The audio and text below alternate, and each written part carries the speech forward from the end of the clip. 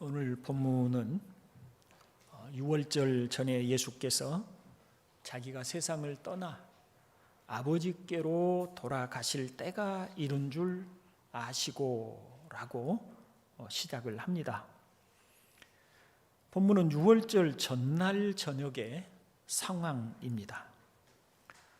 유대인들은 6월절 전날에 쓴 나물을 먹고 또 발효를 시키지 않은 딱딱한 빵을 먹고 어린 양의 고기를 먹으며 만찬을 가졌습니다. 이것을 6월절 만찬이라고 합니다. 쓴 나물을 먹는 것은 애굽에서 그들이 노예로 살아가던 때의 고난을 기억하도록 하시는 것이고, 발효를 하지 않는 빵을 먹는 이유는 하나님의 권능에 항복한 애굽의 바로가 이스라엘로 빨리 애굽을 떠나라고 하였기에 미처 발효를 시키지 못한 빵을 구워 먹을 수밖에 없었던 긴박한 상황을 나타내는 것입니다. 또 양의 고기를 먹는 것은 하나님께서 이스라엘 백성들을 대신하여 어린 양을 잡아 그 피를 대문 문설주에 바름으로 죽음으로부터 구원을 받은 것을 기념하는 의미가 있습니다. 6월절의 어린 양은 사실상 우리를 허물과 죄로부터 구원하시기 위하여 자신의 생명으로 우리의 생명을 대신하신 예수 그리스도를 예표하는 것입니다. 지금 예수님은 바로 자신이 6월절의 어린 양으로서 곧 죽임을 당할 사실을 알고 있습니다.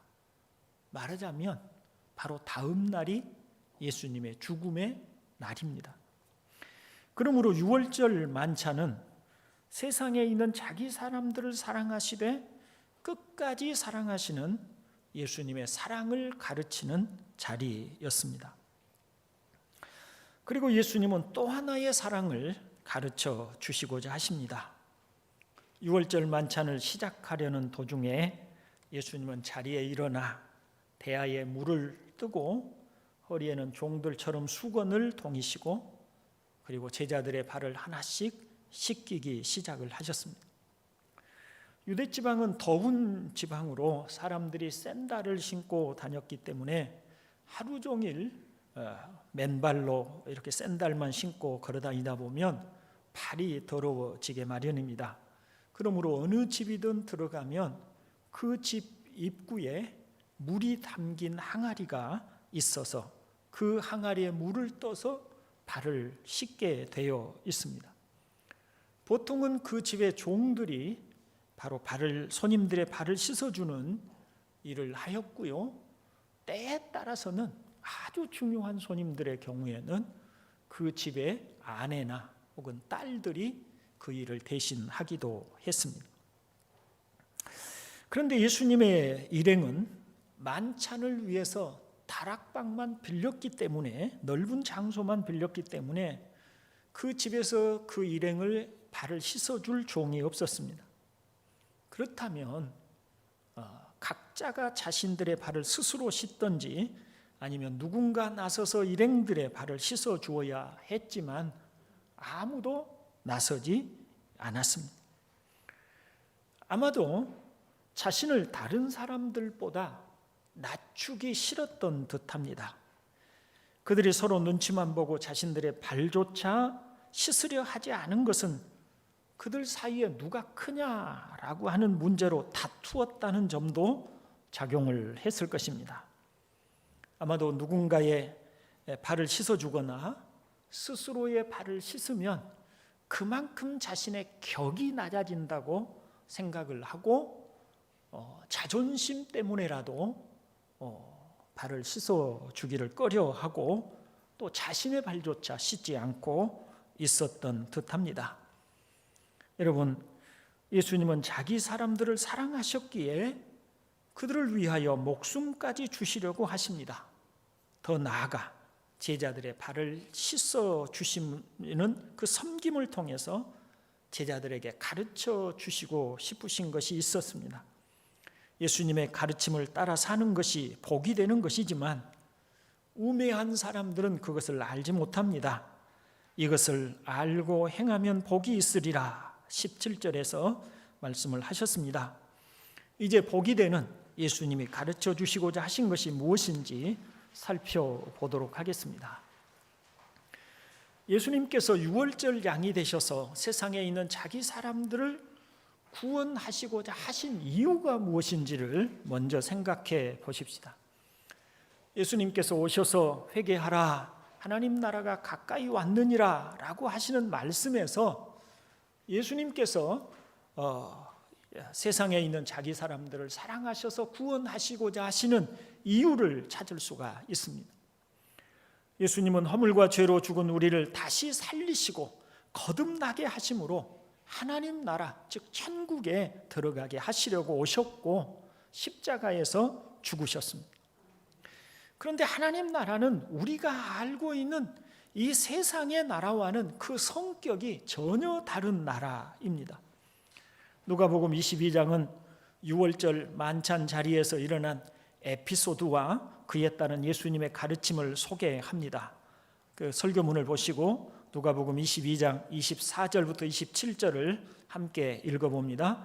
또 그들 사이에 그중 누가 크냐 하는 다툼이 난지라 예수께서 이르시되 이방인의 임금들은 그들을 주관하며 그 집권자들은 은인이라 칭함을 받으나 너희는 그렇지 않을지니 너희 중에 큰 자는 젊은 자와 같고 다스리는 자는 섬기는 자와 같을지니라 나는 섬기는 자로 너희 중에 있노라. 아멘. 여기 이방의 임금들이라고 하는 이 표현은 세상 나라의 임금들을 일컫는 말이겠죠. 즉 이 세상의 사람들은 다른 사람들 위에 군림하여 다스리려고 하고 존경과 섬김을 받으려고 하지만 너희는 그렇지 않다. 하나님 나라에 속한 너희는 그렇지 않다라고 말씀을 합니다. 오히려 주님을 따르는 제자들은 하나님 나라에 속한 제자들은 섬기는 자로 있는데 그 이유는 우리의 주님이 섬기는 분으로 우리 중에 계시기 때문이라고 말씀을 합니다. 하나님 나라를 이 땅에 가져오신 예수님은 섬기는 분으로 자신의 사람들 가운데 계심을 통해 하나님의 나라는 남들 위에 군림하고 위세를 부리는 나라가 아니라 서로를 섬김으로 사랑하는 나라임을 가르쳐 주신 것입니다. 이처럼 하나님 나라는 우리가 알고 생각하는 세상과는 너무나 다른 성격을 가지고 있는 것이죠.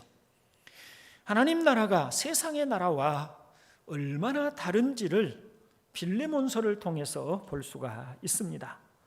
한 장으로 되어 있는 이 짤막한 빌레몬서, 빌립보 교회의 가정교회 지도자에 불과했던 빌레몬에게 바울이 보냈던 어찌 보면 사사로운 개인 서신과 같은 이 빌레몬서가 성경으로 66권 안에 포함된 이유가 있습니다.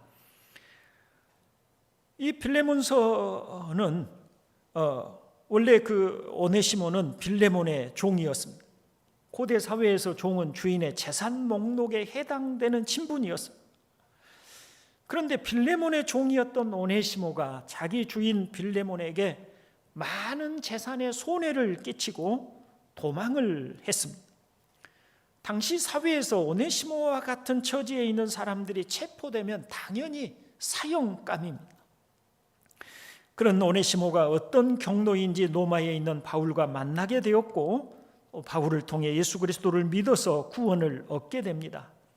뿐만 아니라 오네시모는 과거에 자신의 잘못된 삶을 회개하고 감옥에 있는 바울을 성심으로 섬겼습니다.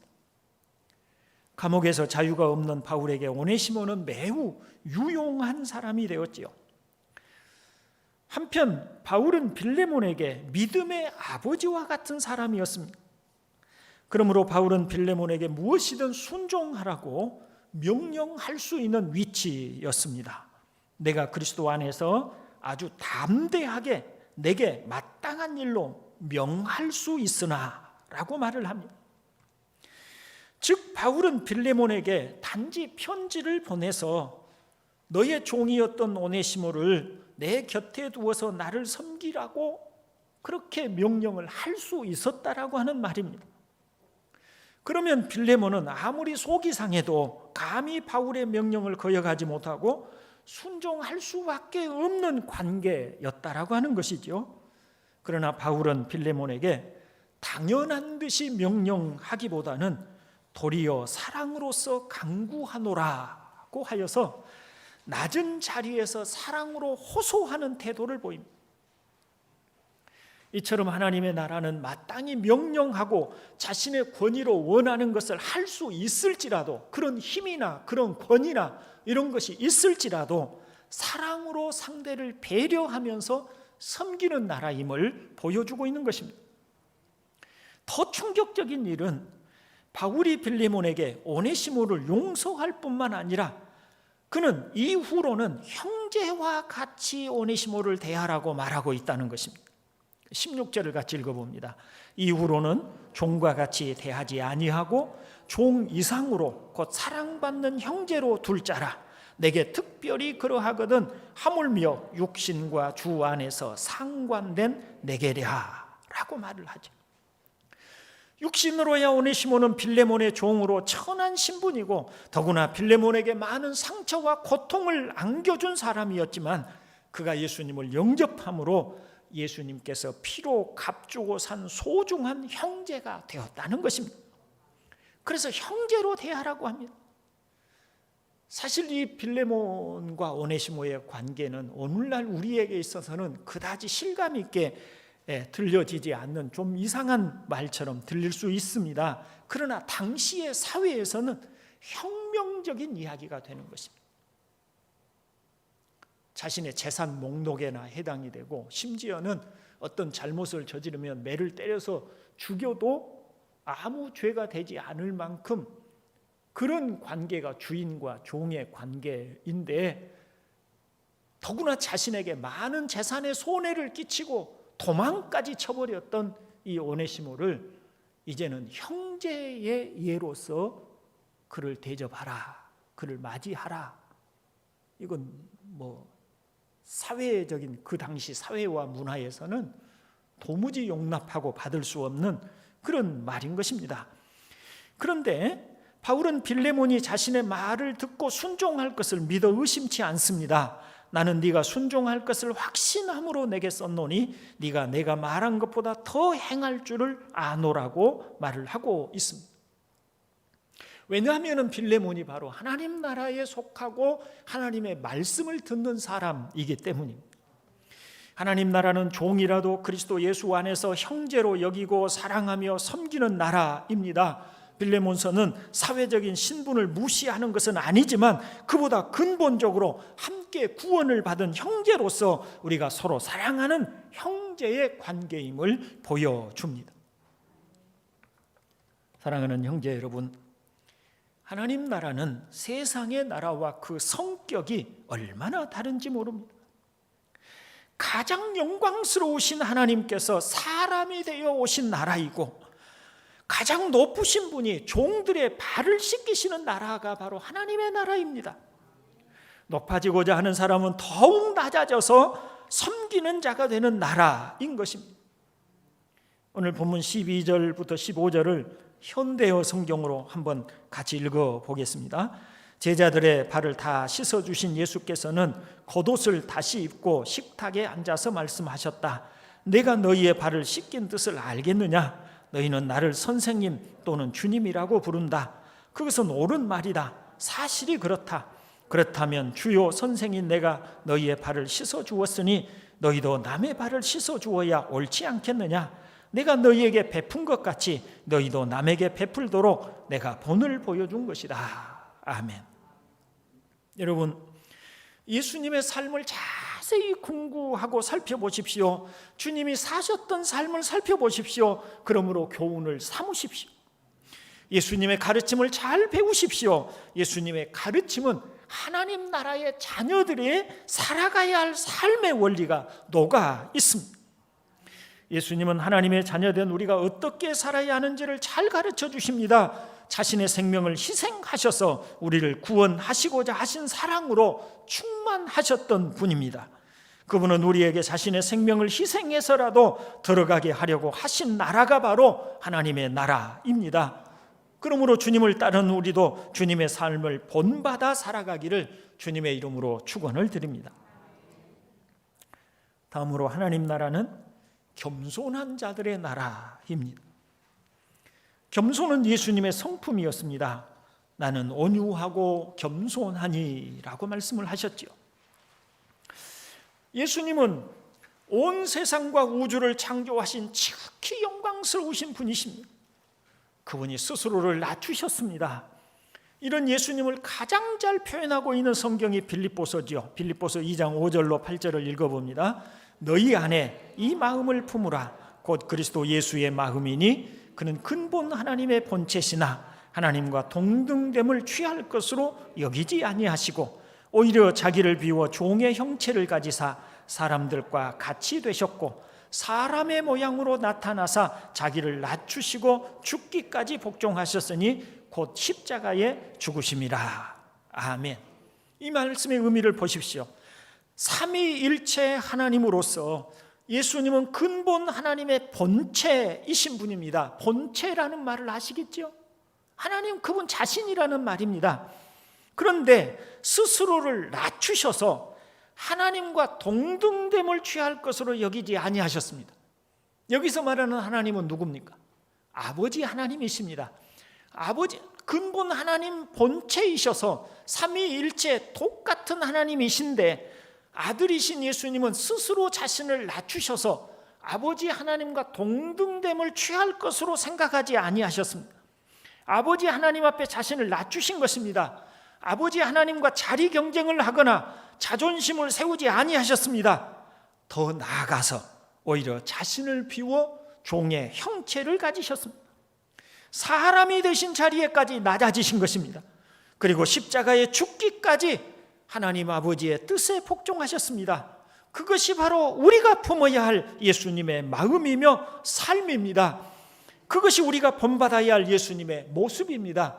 그것이 예수님이 가지신 겸손의 모습이었습니다. 윌리엄 버클리라고 하는 주석학자는 말을 합니다. 예수님은 겸손하셨다. 겸손하지 않아도 될 때에 예수님은 겸손하셨다. 그렇습니다. 그 위대하신 하나님이, 그 영광스러우신 하나님이, 본체가 하나님이신 그분이 스스로 낮아지셨을 뿐만 아니라 자신의 제자들 앞에서까지 무릎을 꿇고 그 제자들의 발을 닦아주고 씻으시고 수건으로 그 발을 닦아주고 있습니다. 이것이 바로 예수님의 겸손인 것입니다. 그러나 여러분, 우리가 이런 겸손을 가지기가 얼마나 어려운지 몰라요. 자기에 비해서 조금만 부족해도 은근히 무시하고 업신여기려고 하고 하는 사람이 바로 우리들입니다. 자기보다 낮은 사람, 자기보다 못한 사람은 사람 취급조차 하지 않는 때가 많습니다. 다른 누군가가 아닙니다. 바로 저와 여러분이 이런 인간의 범주 속에 들어 있습니다. 우리는 누군가가 자기를 조금만 무시한다고 생각이 들면 참지 못합니다. 감히 나를 이렇게 취급한다고 분노하며 대항하거나 아니면 다시는 상종을 하려고 하지 않습니다. 다른 어떤 것보다 자존심에 상처받는 것을 싫어합니다. 교회마다 가장 어려운 일들 중에 하나는 직분자 투표입니다. 이리저리 교인들 간의 이해관계가 얽혀 있고 무엇보다도 자존심이 상하는 것을 가장 싫어하는 것이 우리들이기 때문에 정말 어렵습니다. 사실은 교회에서 중요한 직분을 맡는다는 것은 그만큼 책임이 필요한 일이어서 감당할 만한 신앙이 되지 않을 때는 오히려 중요한 직분을 맡음이 손해가 되는 일인데, 우리는 손해가 되는 것보다 내 자존심이 상하는 것을 훨씬 더 못 견뎌야 합니다. 며칠 전에 노예 고시가 있었는데 제가 고시 부원이어서 고시를 출제하고 시험을 치렀어요. 그런데 그 중에 한 분이 공부가 좀 부족했던지 책을 보고 문제를 풀고 있었습니다. 제가 그분에게 권면을 했어요. 낙제를 해도 이 시험에 떨어져도 다시 통과할 수 있는 다른 방법이 얼마든지 있으니까 나중에 양심에 어긋나지 않도록 책 보지 마십시오. 나중에 장로님이 되셔서 마음에 짐이 되지 않도록 하시면 좋겠습니다 권면을 여러 차례 드렸어요. 그런데도 제가 돌아서면 다시 책을 펴고 돌아서면 다시 책을 펴고 그렇게 하시더라고요. 왜 그랬을까? 아마 시험에 떨어지게 되면 창피할까 싶어서 그런 것이 아닐까, 그런 생각을 했습니다. 이렇게 우리는 자존심이 상하는 일은 결코 용납하지 않는 성향이 있습니다. 왜요? 겸손하지 못하기 때문입니다. 어떤 목사님이 교회에 청빙을 받고 부임을 했습니다. 그런데 그 교회 장로님들은 우리 동산교회 장로님들과는 달랐던 모양입니다. 마치 교회의 주인인 양 행세를 했던 모양입니다. 교인들에게는 거룩하게 살라고 하면서 자신들은 예배 시간이 다 되도록 당회실에 앉아서 신문이나 읽고 서로 세상 이런저런 일들을 이야기하면서 히히덕거리고 있었다고 합니다. 그런데 교회 지도자들이 그러니 교회가 얼마나 어려웠겠습니까? 그런 분들이 제자 훈련을 받고 변화되기 시작하는데 가장 먼저 나타나는 것이 겸손이었습니다. 우리는 그동안 너무 높아졌다, 예수님은 높으신 분으로 낮아지셨는데 우리는 그동안 거꾸로 살아왔다, 이제부터라도 고치자고 결의를 하고 장로님들이 매주 토요일에 모여서 화장실을 청소하기 시작했다고 합니다. 저도 가끔 두려울 때가 있습니다. 목사라는 직분을 가지고 있다 보니 저도 모르는 사이에 대접받는 일에 익숙해져서 겸손을 모르고 마땅히 대접을 받는 것이 옳다고 생각하게 될까 두렵습니다. 상석에 앉는 것을 당연한 일로 생각할까 두렵습니다. 명절이 되면 교우들이 선물을 주고 대접을 하는 일을 당연한 일로 생각할까 두렵습니다. 제가 겸손을 잃어버리고 대접을 받고 상석에 앉는 일을 당연한 일로 여기게 되는 그 순간 저는 바리새인들과 같이 되는 것입니다. 사람을 차별하는 목사가 될까 두렵습니다. 저를 위해서 기도해 주시기 바랍니다. 교만은 하나님이 미워하시는 것입니다. 성경은 무른 마음이 교만한 자를 여호와께서 미워하시나니 피차 손을 잡을지라도 벌을 면하지 못하리라고 말씀을 합니다.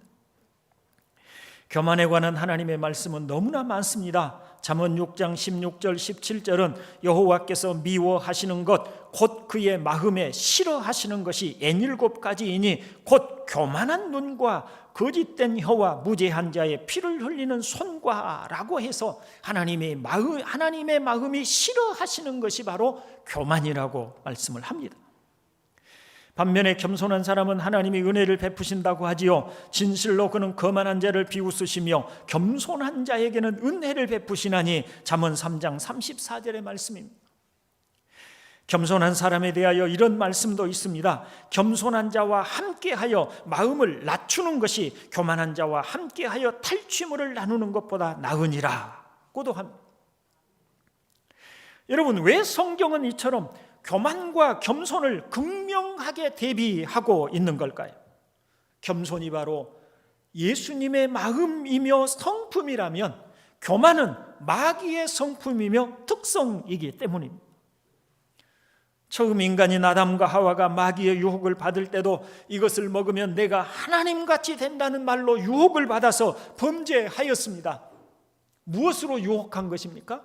교만으로 유혹한 것입니다. 너 이것 먹으면 하나님처럼 된다.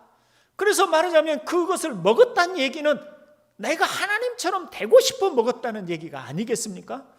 그러니 교만을 위해서 하나님의 말씀을, 교만하여서 하나님의 말씀을 어긴 것입니다.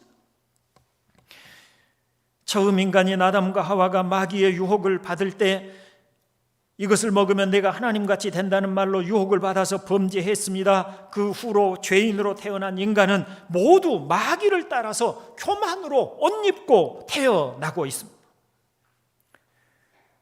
죄인인 우리의 본성이 마귀와 같은 교만이라는 본성을 가지고 태어난다는 것입니다. 이 교만함이 그처럼 끈질기고 탈피하기 어려운 이유가 바로 그것입니다. 예수님께서 왜 마지막 만찬 자리에서 이처럼 제자들의 발을 씻어주시는 극단적인 방법으로 섬김을 가르치시는 교훈을 주셨을까요? 예수님의 마음을 이렇게 짐작해 볼 수가 있습니다. 이제 조금 후면, 내일이면 예수님은 십자가에서 죽음을 당하시고 그리고 3일 만에 부활하신 후에 하늘에 오르실 것입니다. 그리고 조금 후면 오순절 성령의 강림이 있을 것입니다.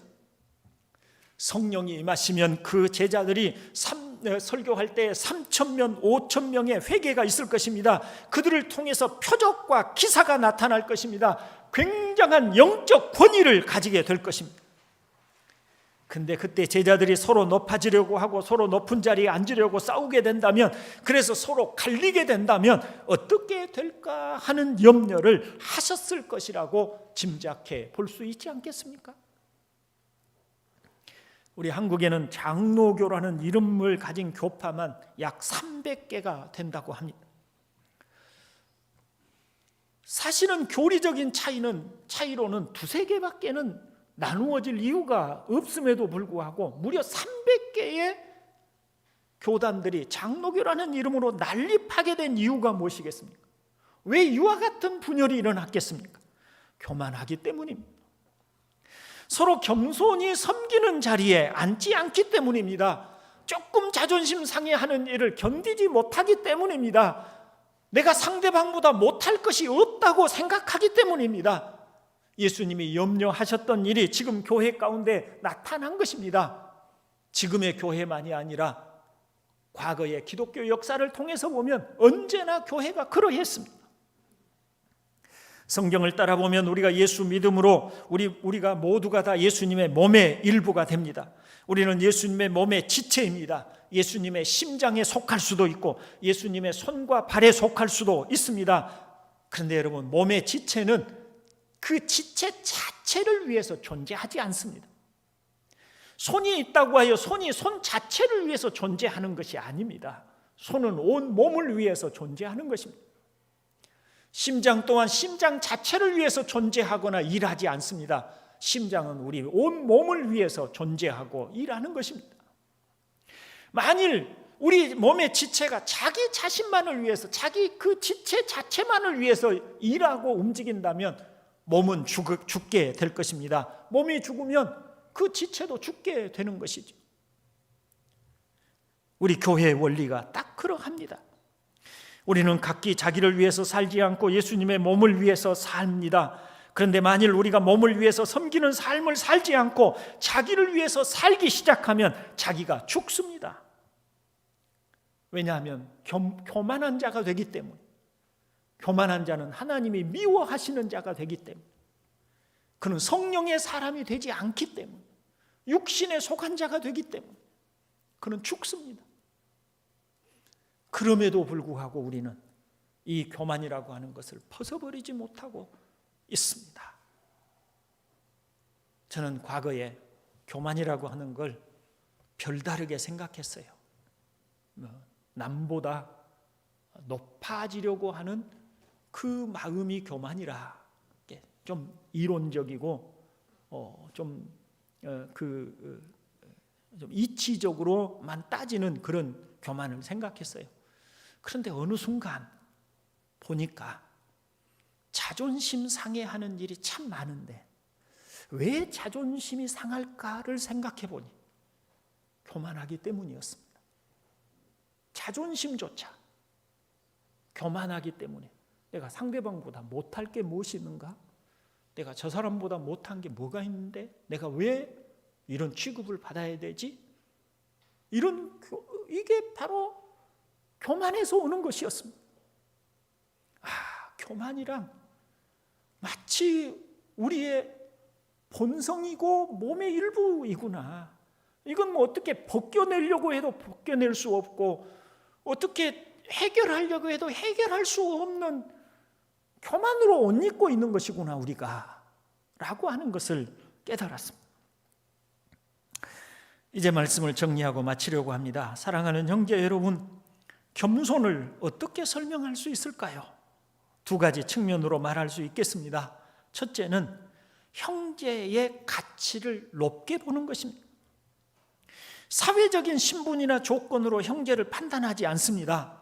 사회적으로 보면 가난하거나 지위가 낮은 사람일 수 있습니다. 배우지 못한 사람일 수 있습니다. 또는 IQ가 부족하거나 777 못한 사람일 수도 있습니다. 그러나 아무리 작아 보이는 형제라도 그가 예수를 믿는 한 그는 하나님 아버지께서 창세로부터 자녀로 예정하시고 주님께서 자신의 생명을 대신하여 구원하신 사람인 것입니다. 그러니 하나님 앞에 얼마나 가치 있는 사람이겠습니까? 이 작은 소자에게 물 한 그릇이라도 대접하면 곧 내게 한 것으로 여긴다고 예수님이 하신 말씀은 바로 이런 의미인 것입니다. 아무리 무시받을 만한 사람이라고 할지라도 결코 그 사람이 예수를 믿는 한 그는 하나님의 사람이고 예수님이 생명으로 값주고 산 사람이라고 하는 것이죠. 근데 우리는 본능적으로 사회적인 지위 혹은 영특하다거나 야물다거나 하는 세상적인 기준을 따라서 사람을 평가하고 판단하는 버릇이 있습니다. 그러나 우리는 거듭나서 이제는 하나님의 자녀가 된 사람들입니다. 우리는 새로운 기준을 가진 사람들이고 새로운 규범을 받은 사람들입니다. 우리는 세상에 속한 사람들이 아니고 마귀에게 속한 사람들이 아니고 이제는 진정한 겸손으로 무장하셨던, 진정한 겸손으로 사셨던 예수님께 속한 사람이고 예수님이 속한 하나님 나라에 소속된 사람들입니다. 그러므로 여러분, 예수님이 가르쳐 주신 이 겸손의 본, 즉 형제를 높게 보는 겁니다. 형제의 가치를 인정해 주는 것입니다. 그런 삶이야말로, 그런 사람이야말로 진정한 겸손의 사람임을 잊지 않기를 주의 이름으로 축원드립니다. 둘째로는 내 자신을 하나님 앞에서 바라보는 것입니다. 외적으로는 형제의 가치를 높게 본다면 내적으로는 자기 자신을 하나님 앞에서 바라보는 것입니다. 우리가 사회적으로는 어떤 사람일 수 있어요. 높은 지위를 가진 사람일 수도 있고 부자일 수도 있고 야물고 영특하고 말도 잘하고 똑똑하고 어디 가서나 사람들 앞에 존경받고 존중받는 사람일 수 있어요. 그러나 우리는 모두 하나님 앞에서는 죄로 깊이 오염된 사람들입니다. 누가 자신을 의롭다고 하거나 남을 이러쿵저러쿵 판단할 만큼 하나님 앞에 당당하다고 할 수 있는 사람이 있겠습니까? 만일 그런 사람이 있다면 그는 스스로를 잘 알지 못하는 영적으로 우매하고 미련한 사람일 뿐입니다. 바울같이 성령 충만한 사람도 스스로를 나는 죄인 중에 괴수라고 스스로를 그렇게 알았습니다. 그것이 신령한 사람들이 하나님 앞에서 자신을 평가하는 정직한 판단인 것입니다. 남을 향해서 저것도 예수 믿는 사람이라고 이런 식으로 우리가 손가락질하고 비판하고 판단하는 사람이 있다면 그는 자기 자신이 내가 참 신령한 사람이 아니라고 하는 것을 그 말로써 드러내주고 있다라고 말할 수밖에 없는 것이에요. 아무리 우리가 신앙적으로 열심을 가진 사람이라고 할지라도 근본의 하나님 앞에서 우리 자신을 보면 바울처럼 오호라 나는 공고한 사람이로다. 누가 나를 이 사망의 몸에서 건져내랴라고 탄식할 수밖에 없는 사람들이 바로 우리 자신들인 것입니다. 겸손은 말이죠. 우리가 이렇게 우리 자신을 올바르게 판단한다면 스스로 겸손할 수밖에 없습니다. 그렇다고 겸손은 비굴하게 되는 것이 아닙니다. 겸손은 공연히 허리를 굽실거리는 것이 아닙니다. 겸손은 하나님 앞에 자신을 올바르게 판단하고 형제의 가치를 올바르게 인식함으로 나타나는 태도인 것입니다. 하나님 나라는 겸손하여 섬기는 나라입니다. 예수님은 이 세상을 떠나기 전에 자신의 제자들에게 하나님 나라는 어떤 나라냐? 너희는 어떤 정신을 가지고 살아야 되느냐? 너희는 어떤 나라에 소속된 사람으로서 어떻게 겸손하게 서로 섬기는 자로 살아가야 되느냐를 최후로 가르치고 싶으셨던 것. 그것도 사랑으로 말입니다. 권위로서 억누르고 가르치신 것이 아니라 자신이 본을 보여 친히 제자들의 발을 씻어 주심을 통해서 사랑하는 마음으로 그들에게 내가 너희들이 나를 선생이라고도 하고 주님이라고도 하는데 맞아. 그런데 내가 주님이고 선생으로서 너희 발을 이렇게 씻어주었잖아. 너희들도 이렇게 하고 살았으면 좋겠다. 이렇게 살아야 한다. 라고 주님이 그렇게 사랑을 또 하나의 사랑으로 그 유월절 만찬 자리를 이렇게 가르쳐 주셨습니다. 저와 여러분은 하나님 나라에 속한 사람들입니다. 우리는 세상에 속한 사람들이 아닙니다. 우리의 본성이 워낙에 교만하고 워낙에 겸손하지 못하여서 우리도 모르는 사이에 자꾸 교만이 나오고 우리도 모르는 사이에 자꾸 교만이 우리의 모습으로 드러나려고 하는 사람들임에는 분명하지만, 그럼에도 불구하고 늘 성령으로 우리 자신을 바라보고 성령을 따라 행하려 하기를 힘써서 성령으로 말미암아 겸손한 예수님의 모습을 담는 저와 여러분 되실 수 있기를 주님의 이름으로 축원을 드립니다. 기도합니다. 하나님 아버지, 자신의 목숨을 아버지의 뜻을 따라서 우리를 위해서 내어주고자 하셨던 우리 주님의 그 겸손한 모습과 사랑의 모습을 우리에게 너희들도 이와 같이 하라고 말씀하시는 주님의 가르침을 저희가 듣습니다. 그러나 아버지 하나님 아십니다. 우리가 얼마나 우매하고 미련하여 참 겸손이 무엇인지도 알지 못하고 얼마나 교만으로 옷을 입고 살아가고 있는지 그것을 잘 아십니다. 하오니 아버지 하나님, 우리에게 은혜를 더해 주십시오. 우리를 거듭나 하나님의 자녀로 새롭게 하여 주신 은혜 위에 은혜를 더해 주셔서 성령으로 우리의 교만함을 비춰주시고 겸손함을 따를 수 있는 은혜를 더해 주옵소서. 예수님의 이름으로 기도드리옵나이다. 아멘.